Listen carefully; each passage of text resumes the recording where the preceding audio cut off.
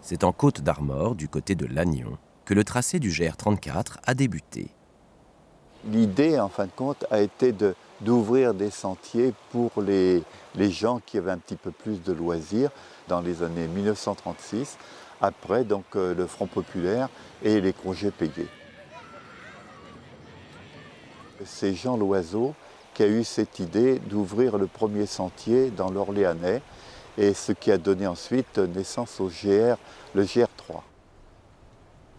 Émile Orin est arrivé avec son épouse dans les années 1950. Il était instituteur et son épouse enseignante. Ils se sont tous les deux attelés à une certaine tâche, c'est-à-dire de prendre en charge les jeunes du coin qui étaient un petit peu dans l'oisiveté, parce que là, ici la pêche sur la côte disparaissait complètement et les jeunes étaient un petit peu laissés à l'abandon. Et puis Émile s'est dit, pourquoi ne pas leur faire découvrir leur coin. Il aimait beaucoup marcher et il s'est dit, on va commencer à Portsmabo, dont l'accès était facile. Donc ils étaient au départ une dizaine, qui avaient de 18 à 25 ans. Et ils ont commencé le défrichage en grillant une saucisse avec ce qu'ils avaient défriché, etc. C'était bon enfant.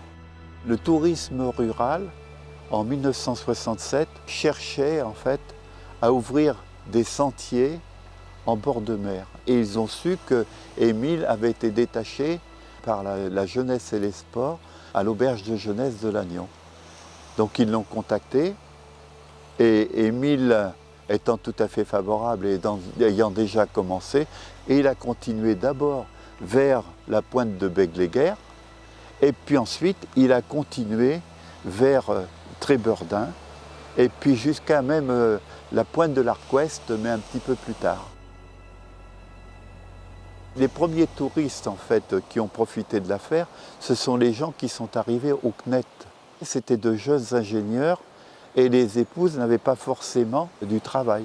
Elles ont profité, ces épouses, du sentier qui venait de s'ouvrir, et donc il a été créé à ce moment-là des boucles autour du GR.